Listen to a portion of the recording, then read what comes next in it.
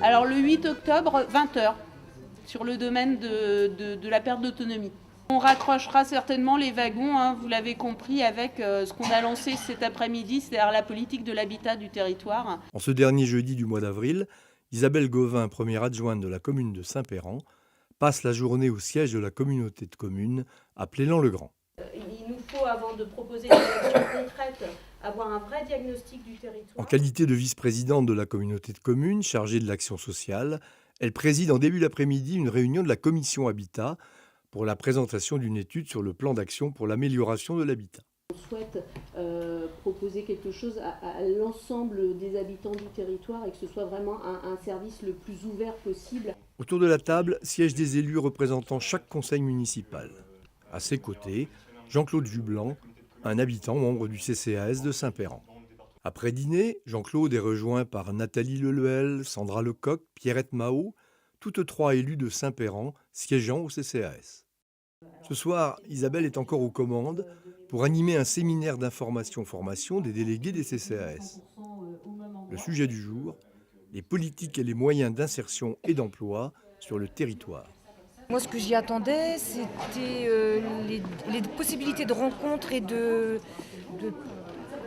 partage, on va dire, enfin, de communication en tout cas entre les administrations et les CCAS. En fait, lors du début de mandat l'année dernière, en 2014, j'avais émis un souhait, c'était celle de faire se rencontrer les membres des CCAS et les acteurs professionnels du territoire, de façon à ce qu'on se rende compte tous du panel que peut représenter l'action sociale. Ce que moi je retiens, c'est surtout des informations que moi je ne connaissais pas sur les différents organismes qui peuvent exister au niveau du territoire, que nous après au niveau de la commune qu'on peut diriger après les différentes personnes. C'est surtout les différents organismes qui existent en fait que je n'avais pas à ma connaissance. On a l'impression d'une panel de professionnels tout autour et on se dit toujours mais à qui il faut que je m'adresse. C'est vraiment typique sur les exemples qu'on a donnés ce soir, sur les jeunes. Il y a la mission locale, il y a le point accueil emploi, il y a quand même le CEDAS, peut-être ils ont droit, enfin voilà. Et vers qui on se dirige, vers qui on dirige ce jeune qu'on a détecté, c'est pas simple. On est au même point que la réflexion qu'on s'était fait.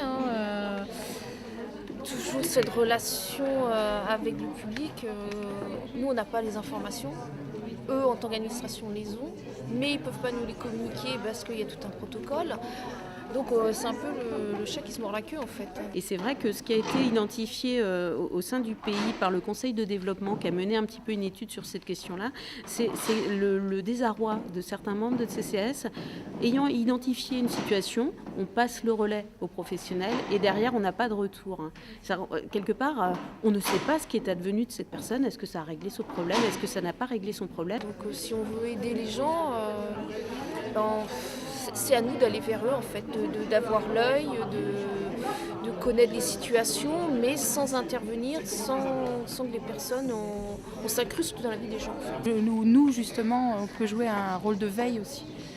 Ça veut dire vraiment à se dire, se poser des questions, se dire est-ce qu'on peut aller les voir pour créer un lien déjà d'une, et puis de voir si vraiment la personne est en difficulté, quoi.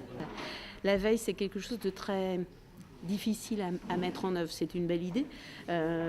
L'idée générale, c'est de se dire, voilà, comment, en tant que membre de CCAS, on est au plus proche de la population. C'est nous qui connaissons le mieux les habitants de notre commune. Comment on garde un œil sur eux, mais tout en restant extrêmement respectueux.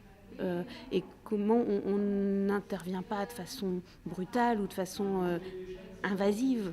Quand on a fini une réunion comme ça, on sent que ça a apporté quelque chose quand même. Et après, quand on est en réunion, qu'on en parle, on se dit « Ah oui, c'est vrai, la dernière fois on a parlé de ça ». C'est des petites choses mais qui font penser que c'est important. On se rend compte que les autres CCAS sont dans le même cas que nous. Donc on va avancer du coup. Les plus forts, tous ensemble. Et de prendre des idées de chacun et puis se souder les coudes et se dire qu'on n'est pas tout seul.